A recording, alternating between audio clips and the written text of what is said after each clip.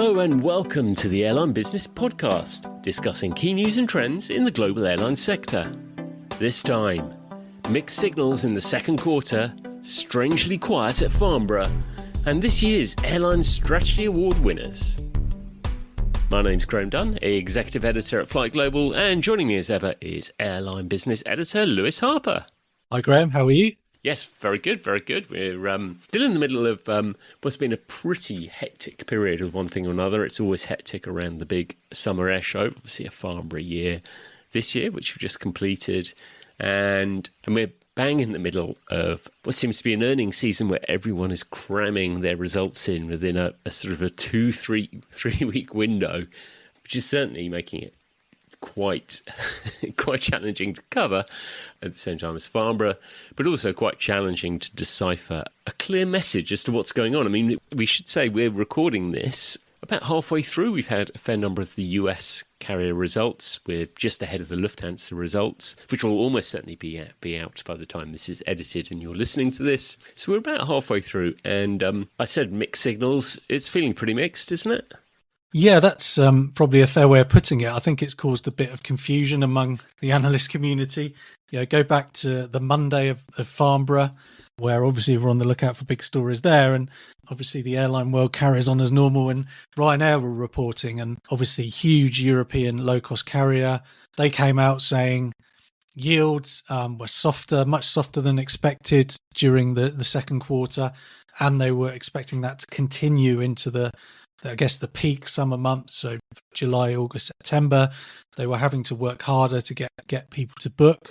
So, we're talking fares down 10 to 15% from where they thought they would be. And that kind of triggered a reaction saying, oh, blimey, is this, a slightly unexpected downturn? It wasn't long ago we were in Dubai for the IATA AGM, and the narrative there was, steady going, but pretty positive, industry profits upgraded, that kind of thing. And suddenly we're facing this kind of surprise from Europe's biggest carrier in terms of fleet. So that happened. And again, the reaction is, do we need to start moderating capacity in Europe more than it is already, I guess, by some of the challenges we know around groundings and things like that, to try and to get those yields back up, etc. And a couple of days later, EasyJet come out with their results, and everything's actually all right in terms of yields. They're pretty much flat year on year. Demand is holding up. Things are looking pretty rosy, and we're all happy. And suddenly everyone's a bit confused. As a general rule, you'd expect, they're not 100% serving the same markets, although some of their big bases are in the same countries. So yeah, there's a bit of confusion there. That's followed by Air France-KLM with a relatively benign view on the yield situation once they get past the problems being caused by Paris holding the Olympics and that having a dampening effect on demand.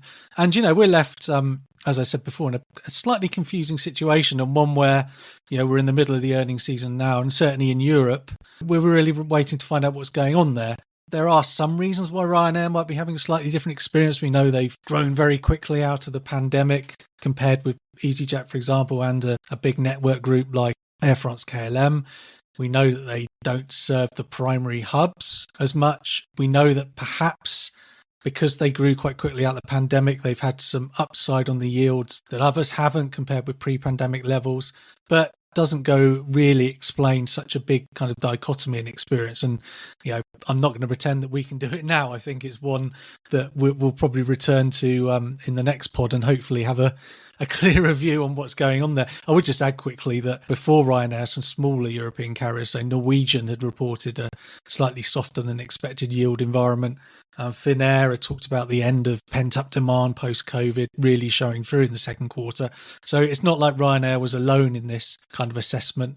But then what's followed has really confused things quite a lot. So yeah, as I say, hopefully next time we can. We'll probably be even more confused. Let's be honest. Well, there has to be a chance for adding to the confusion. I guess you also have Delta, which is the first airline to report, and sort of a financial juggernaut, I guess. Delta and one of two US carriers who've really thrived since the pandemic, Delta and United. And Delta's, and this is even before Delta has had some, a particularly challenging week, probably the hardest affected from the CrowdStrike challenges.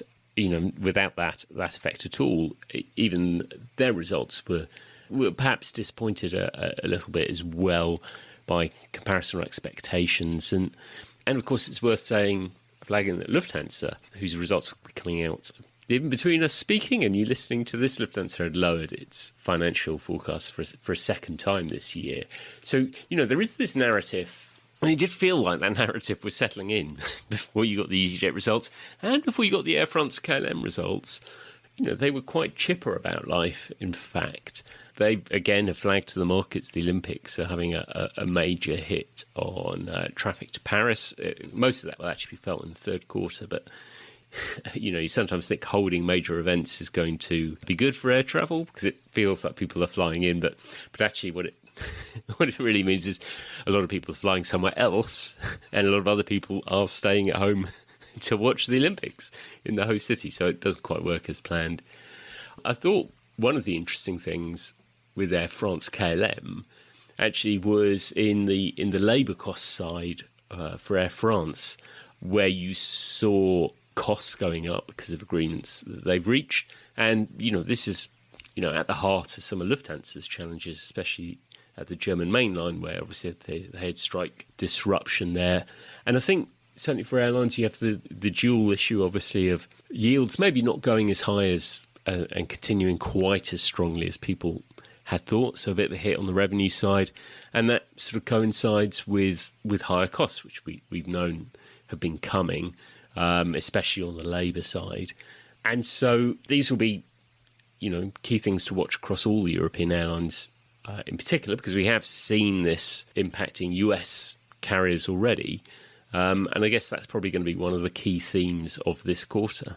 I think so, yeah. And just to add to that, Norwegian as well had a labour agreement earlier in the year that, again, the CEO, Geir Karlsson, talked about the impact that's had on their profitability sort of looking forward as well. And I think you're right, when you've got these yields, I mean, no one's saying few people are saying they're absolutely disastrous. We know that they're kind of falling back to levels that are probably in many cases still above pre-COVID.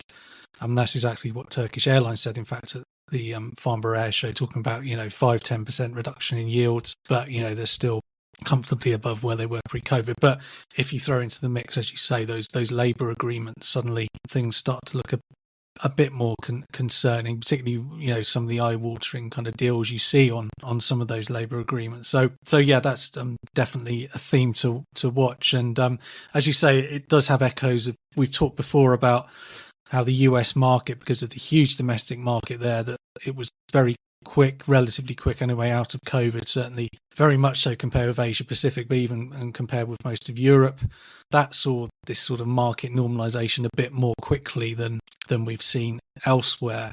And exactly that, a lot of airlines are feeling, the cost pressure from securing, pilot deals and things like that coming out of the COVID period. And because of the I think what Scott Kirby would describe as some of the structural advantages that United and Delta have now in cost terms, they're really struggling because they're facing quite formidable cost pressure on certainly some of those domestic US routes. We haven't heard from many of the low-cost carriers in the US so far. We know American have reported, unlike United and Delta, they're not quite such a rosy picture. I think we'll talk another time a bit about some of their challenges around revenue management and their indirect and direct sales channels and everything that's gone on there. And that's me putting it off because I don't quite understand it, I'll be honest. But yes, we will delve into that a bit more at some point. But it will be really interesting to see. Again, we can catch up on that on the next pod on, particularly Spirit, Frontier, how they're getting on. And, talking to people in the industry, there is a sense that they've really got quite a big problem with the way that United and Delta have kind of improved their revenue management systems, and moved onto their turf and essentially have a stronger product offering where they no longer have the cost advantage at these ultra low cost carriers or low cost carriers, whatever you want to call them. That is a challenge. It might change, but I think as we're seeing at Southwest, I think there is a sense that there needs to be a reaction to this in the US market. So, going back to the general point, I guess, if the US is any kind of bellwether for what might follow in Europe, there is a bit of upheaval that's followed the end of that pent up demand and the normalization of markets. And we'll see what's to come there. But certainly Southwest is an interesting one as well, isn't it? Because they're a really good example of that. There's kind of 50 years of strategy going out the window coming out of COVID now, isn't there? Yeah, no, absolutely. I mean, the US market is fascinating because actually there really is no one size fits all. So each individual airline circumstance is probably more so than at any previous point can go some way to explaining why they have challenges. American, as you say, their distribution strategy, they've had a sort of an about turn on, especially in trying to gain premium traffic, which is a strong area for them. And Southwest Airlines, which, all carriers here in some way or another are struggling. The one common message you get from all US airlines is that there's too much capacity in the market, and that that overcapacity was in there. They're all sort of trying to tackle that in some way or another, all scaling back their planned capacity increases. Various reasons as to why that's kind of happened, and obviously there's slight loosening in the yields.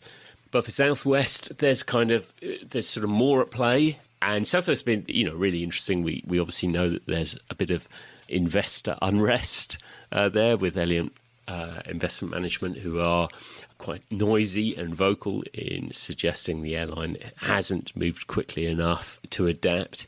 And it is moving to adapt.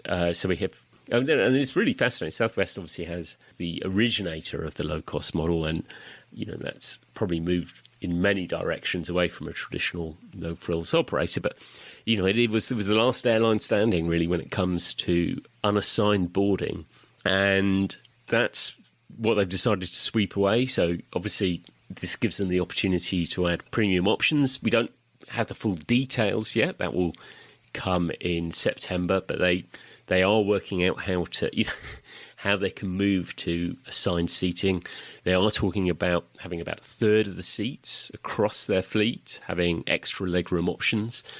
Bob Jordan, chief executive, is pretty clear that that they aren't going to be serving meals. They aren't going to be putting a curtain in. That their explanations of this will be done in a Southwest way.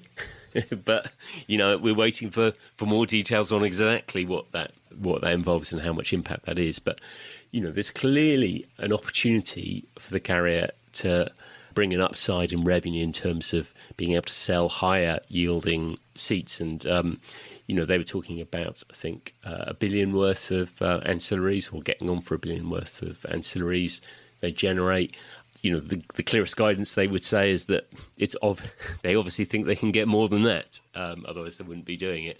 It is a really eye-catching thing, anything that goes on with, such an established model.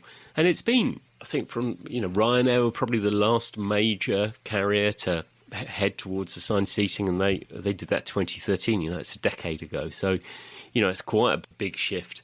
So we'll get the full details of that in September. And we'll see what kind of difference that can make and how much difference that can make in terms of improving Southwest's situation.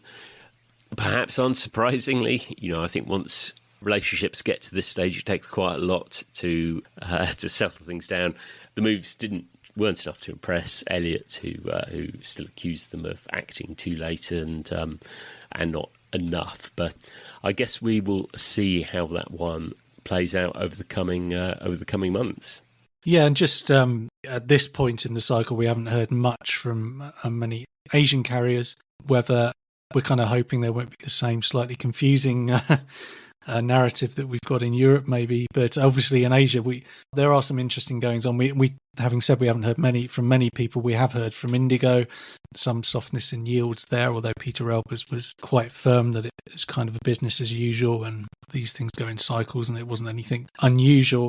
But I do think the Asian market is more fragmented, particularly still in this post-COVID era. We know that some of the big carriers are still only just sort of back at pre-COVID capacity levels.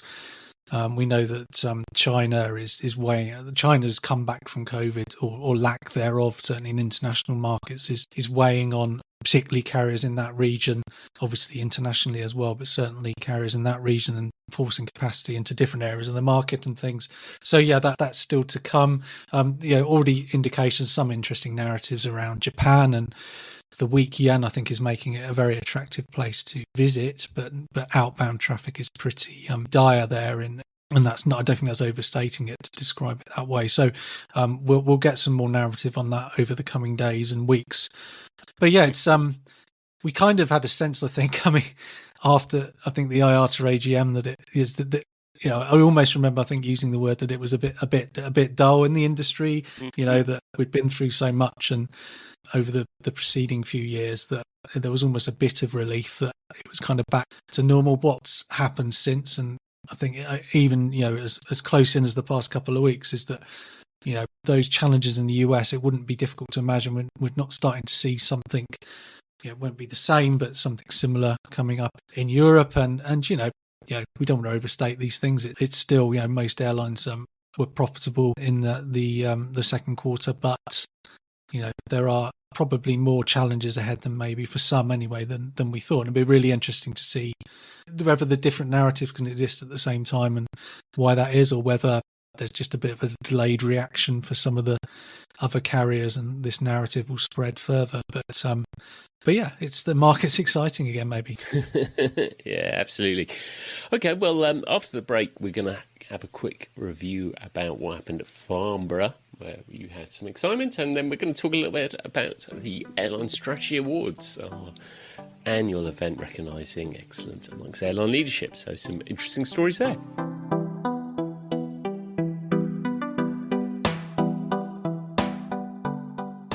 So welcome back. As we've mentioned a couple of times, myself and Lewis and the rest of the Flight Global team were down in Hampshire for the every other year running of the Farnborough Air Show. A mercifully quite pleasant heat-wise and temperature this time, I have to say. And I mean, the air shows are a funny thing because, you know, clearly there's very often, you know, that is the place there'll be announcements in terms of new aircraft developments or in terms of new aircraft orders and bits and pieces.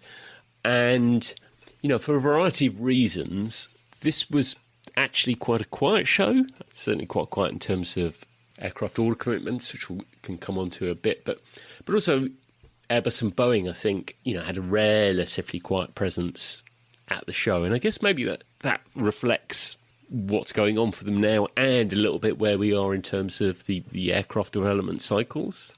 I think so, yes. I mean, obviously in Boeing's case, there's its presence was much pared down, I think, kind of needed to be in recognition of the fact that it's got so much work to do to repair it. Its reputation that, you know, undeniably being seen to pile lots of your people and resources and money into showing everything off at an air show probably optically would not have been ideal. So there's that aspect of it. But as you say, more generally, it feels like it's been a while since we've kind of had away from orders, but certainly the kind of blockbuster announcements you might want at an air show in terms of new equipment, new aircraft, that type of thing. So, and yeah, that's partly a reflection of the cycle there. I think those things are clearly to come, and not least when thinking about the sustainability challenge, they kind of need to come. But as we are now, it's a quieter time, and also in terms of what these shows can bring to the airframers and, you know, discussions they can have with their customers as well. I think it's obviously worth reiterating that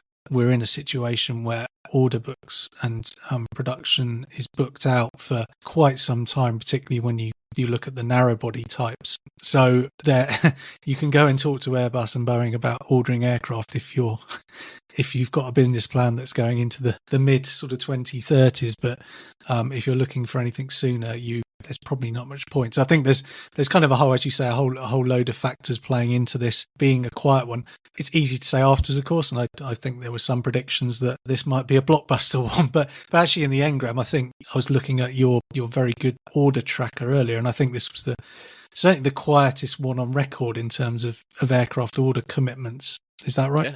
Yeah, absolutely. I mean, we've been tracking the order. I always enjoy it.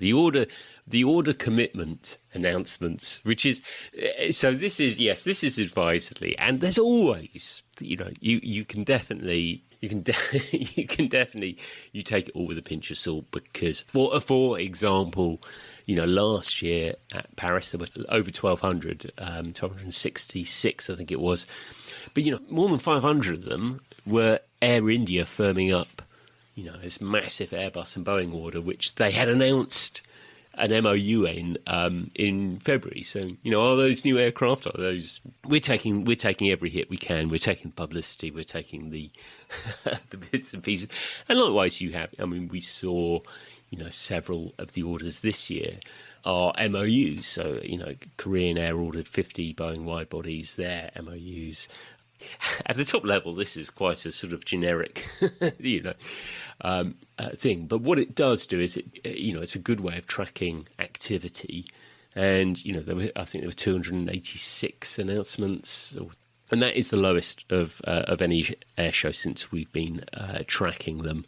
And I think it does talk to that point that you mentioning in terms of backlogs are sold out, especially narrow body. I think Druk Air of Bhutan ordered 5 Airbus narrow bodies, and they're for delivery in 2030. So that's the kind of window we're looking at there.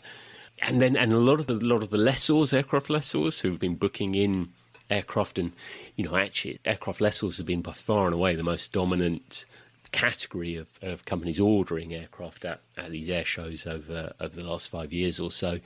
They were very quiet.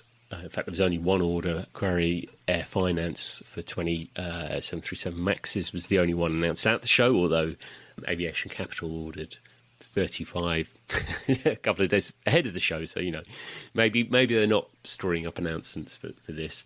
But where you were seeing quite a lot of business was in the wide bodies. Again, it's a bit more availability there. Boeing and Airbus both had decent shows on that track. Airbus, some business for the A330neo, so that it did well. That included a commitment from Flyness, and I think we've also seen there Virgin Atlantic. They had one of their A330-900s there. Shay Weiss, the chief executive there, was talking about completing the transformation of that fleet. He said they were able to order these aircraft and announce them there because they already had the purchase rights and options. And so, that's the thing. You are seeing airlines, firming up commitments that they've got. So wide bodies kind of dominated the thing. Probably, I think 160 odd out of 286 aircraft orders were wide bodies. And again, if you compare it to a lot of the previous shows, that's probably what you've been missing, because those narrow body orders, by definition, have tended to be far larger. And and I am struck how this is all about timing.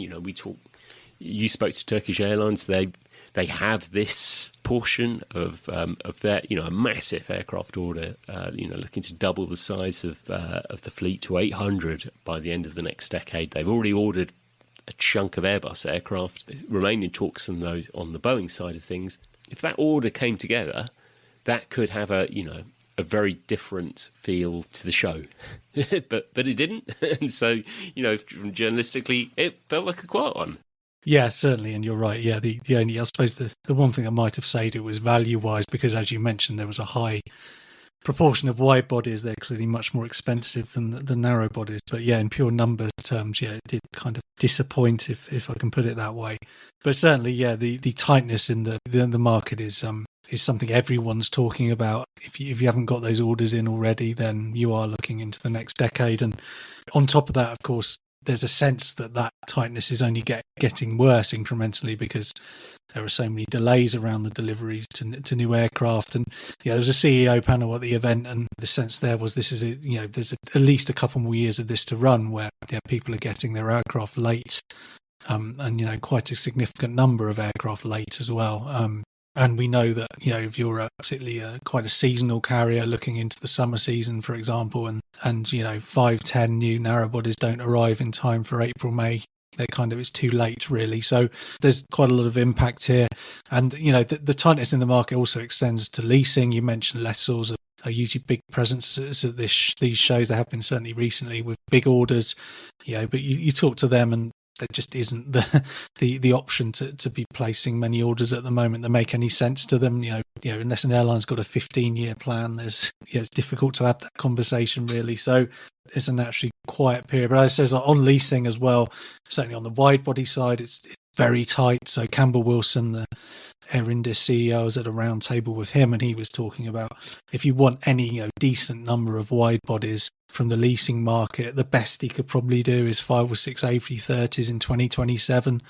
with consistent cabin products. But other than that, it's just totally sold out market in that regard as well. So those order numbers, I guess, reflect that. I think, the fact there were a few more wide bodies is partly because I know at most shows coming out of COVID, when we've had the bigger orders, it has been quite a lot of it has been focused on those narrow bodies. So it's kind of shifting into that wide body sector. I think that was predicted as well. I think, a lot of people saw that coming. So yeah, the airframers are going to be very busy, and, it'd be interesting to see how long we go with these quieter shows. I think, going back to what we sort of started talking about in this context, I think maybe the really interesting things to watch out for will be the new product development soon. And I think, it does feel like it's been a bit too long without that, for obvious reasons with COVID and everything. But it does feel like with certain sustainability targets nearing and everything, and I'm talking about engine manufacturers as well, there's some interesting stuff to come on those points. We know that de Havilland Canada talking about whether they might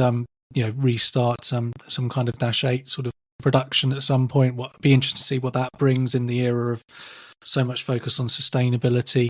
So it's not just the two big airframers as well. There are things to come. We know that Embraer, I think, is implying it might be parking its turboprop plan. So that's turboprop certainly an interesting one to watch as well. So yeah, there are some interesting things, but just none really have come out at Farnborough in any kind of official capacity. But yeah, I'm pretty sure it will get more exciting at some point. and absolutely, and it is worth saying, I guess, there were a couple of boosts to those aircraft, the latest iterations which are coming through, which A321XLR, Airbus's longer range version, getting its European type certification. So that looks on track to enter service in the third quarter with Iberia, and Boeing getting some good news around the starting of the certification process for the 777X as well. So some movement, but as you say, the next iteration of aircraft, with Airbus, for example, it's about hydrogen, and so that is that's a long way off. So, if nothing else, we as journalists may have to change our expectations as to how quickly we're going to get news. What's fascinating there, I think, is how much of a downer Boeing obviously have on hydrogen. And I think having that big difference in opinion is very interesting. I would just say as well on the 777X, of course, Tim Clark is a fan of pointing out that he stood on one in, I think, 2019. And here we are sort of mid-2020s, and there's some hope that one might fly in commercial service soon. But some of the new stuff is actually quite old, but there might be some new stuff soon, hopefully. So Tim Clark is a good reference point there, or a nice segue into something that we were involved with just ahead of the Farnborough show. So we run our Airline Strategy Awards event every year, which we do together with Corn Ferry. And this is like an independently judged analysis of the airline leaders who are really helping to shape the industry over the last 12 months or so. And of course, 12 months is a bit of a difficult window to talk about, because very few people's strategy is developed, fully executed, and shown to be working within a 12-month window. So some of these are longer-term stories in one form or another. And Tim Clark was one of the leaders we recognised. So we have 5 regional categories in Emirates, and Tim Clark was the one that was recognised in the Middle East and Africa. We also had Ed Bastian at Delta Airlines. Ironically, he'd have been picking up the award right in the middle of the CrowdStrike challenge, but Delta and Indigo with Peter Elbers, and those 3 carriers, we talk quite a lot about over the course of this podcast. So Delta and Emirates, going back to what they do really well, they have emerged out of the pandemic extremely strongly, and of course Indigo under Peter Elbers, as we've spoken about, for real recognition of moving the airline beyond the low-cost carrier model alone, and doing it very successfully, has to be said, over these last couple of years. A couple of the other regions I thought were certainly worth picking out, maybe as carriers we don't necessarily talk about that much. So in Latin America we had Viva Aerobus, a Mexican low-cost carrier, and a really impressive act. They are, yes, and I think I think they call themselves an ultra low-cost carrier, and that was one of the things that impressed the the judges the most was that cost base, incredibly low. I know, having spoken to Juan Carlos Zuazua, the CEO, before, that as is with any good low cost carrier, that is their focus, and really getting the most out of what they've got. And I think in a slightly at times quite turbulent Mexican market, they've kind of quietly got on with it. And there's strong competition in Mexico, and not least Volaris as another kind of fairly high performing at times low cost carrier. But they've really kind of worked hard on that market. As I say, cost base is great. They've got really impressive ancillary revenues as well. And they're sort of, looking to slightly different approaches around partnerships with other airlines as well, not necessarily what you'd normally consider in the low cost sort of sphere there. So, and it's shown through in their financials, some really strong results coming out of COVID. And it's kind of just one of those, they're sort of medium-sized airline, I guess, now, but really still on a fairly strong growth path, even with some of the capacity challenges that aren't unique to them at the moment, certainly around engine groundings, things like that. So yeah, there's a lot going on there, and just it's quite nice sometimes you get these stories where it's difficult to pinpoint exactly something spectacular they've done in the last 12 months, but I think what this really the judges are impressed by is just the consistency of performance, and it just continuing coming out of COVID. And as I said, and a good leadership story. Zuazua has been in place for quite some time there, and there's no denying that they're certainly delivering what they're setting out to do there. So yeah, really good to be able to recognise them. Yeah, absolutely. And in Europe, we recognised Finnair and the Finnair leadership team. There's been a change in leadership across the period, so we decided to give it to the entire the wider team.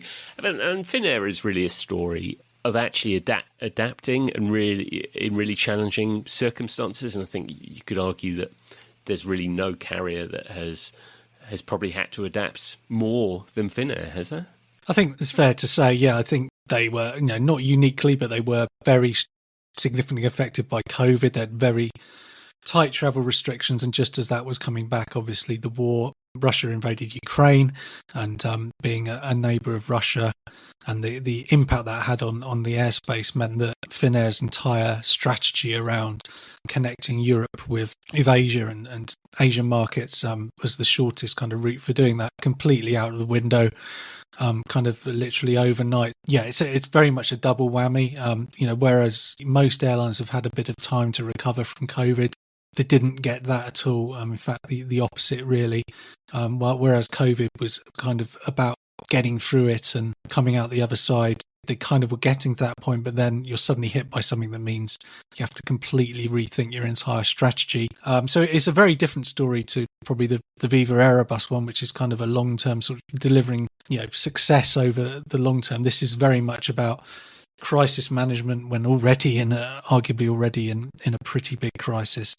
And the results of that, they've gone. Finnair have obviously shifted their network. They just still do serve Asia, but in common with many European airlines, it's taking 3 or 4 hours longer to do that, and that means you need more crew. That means you can't do a 24-hour turnaround on flights, for example. So it's kind of a day and a half there and back. So the cost impact, and then you've got the fact that Chinese carriers can overfly Russia still, and the competition there means they had to shift away from the reliance on that. And a lot of that has been based around certainly stronger partnerships with One World partners. They're flying into the Middle East now, and strengthening their connections there. And, it delivered the results in 2023. So they were profitable. So when you think that the strategy went out the window in kind of early 22 and to the next full year to be profitable, that's pretty impressive stuff. Albeit we can all recognise that there were some upsides of all the pent up demand that was around anyway. And obviously, with all of these awards, the challenges continue. So they've done really well so far. It'll be interesting to see what happens this year. They, as I mentioned before in their last earnings call, they were talking about that the upside from pent up demand has kind of gone now, and there's normalization. So, but still pretty optimistic. So they've kind of given themselves that new foundation with their kind of revised strategy to push on. And the judges, I think, are impressed with that story, and particularly in the context, this is a pretty unfashionable business model now in terms of it's a government-owned, mid-sized network carrier on the edge of Europe. When virtually every other carrier of that type is is being talked about or is in the process of becoming part of one of the big airline groups, it does stand alone as a resolutely kind of independent operator queue in the next 24 hours before this goes out, some kind of acquisition move. But no, they're a really nice story, I think. As you say, it's always tough with the strategy awards to know when to strike in terms of when to recognise people. And I think this was slightly easier in terms of, when we're talking about who we were going to put forward, because it is quite a neat story in a way you don't always get. And I think, there's a beginning, middle and end, hopefully, to it. We also have a series of kind of, I guess, more discipline-based awards. So in air cargo, we recognised Turkish Cargo, and that was like a dual win for both. I mean, as a business, they have really gone large on cargo, expanded, very strongly, even before the pandemic, but particularly through the pandemic. And a lot of those gains have continued, but they...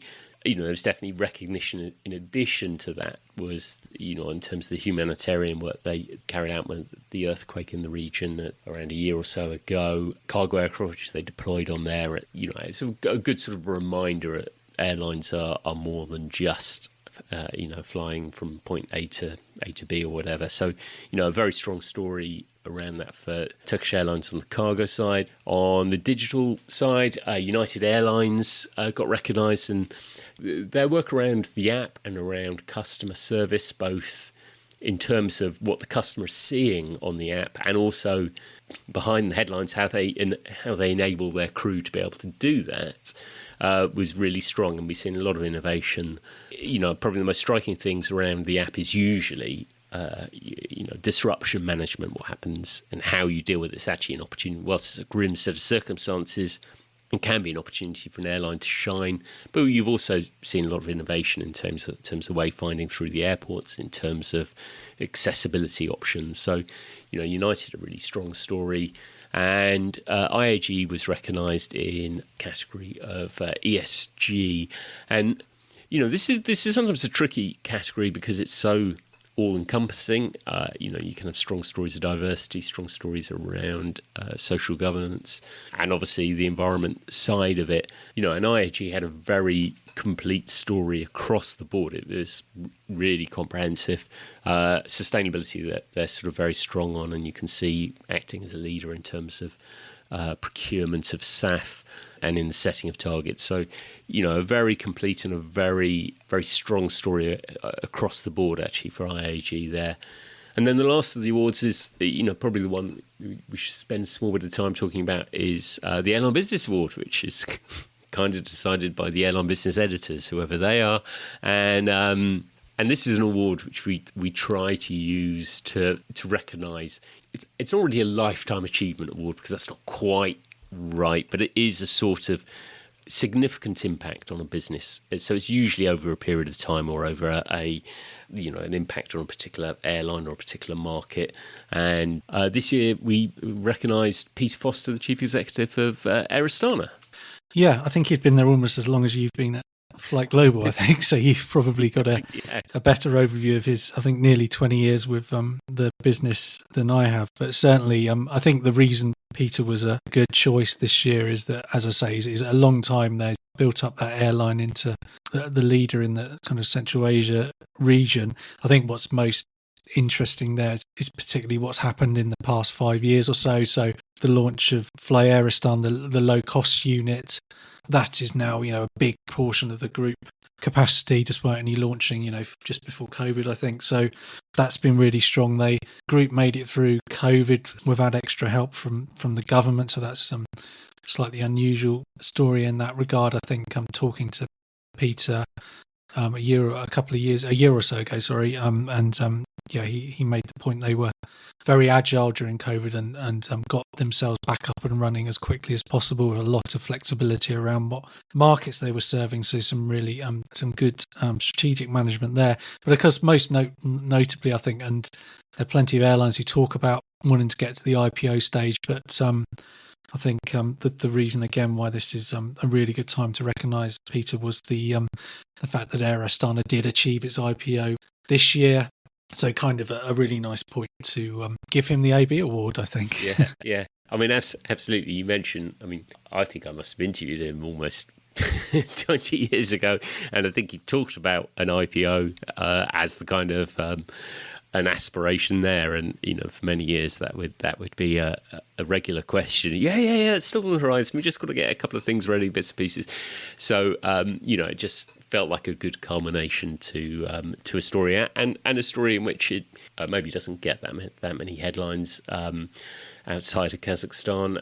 But an airline, a story in which the growth of Fly Aristan is extraordinary. Really, within 5 years, it's already carrying almost as many passengers as Aristan itself, and that's opened up an entire new market, a new segment. And while it's been there for a chunk of time, I think arguably this last 5 years has probably been as dynamic a period that they've had. And he and all our other winners are very worthy winners. So you can read you can read more details about our various award winners at flyglobal.com/airline-business, our new website, which you can also read everything we're writing about our analysis about this rather complicated earnings season.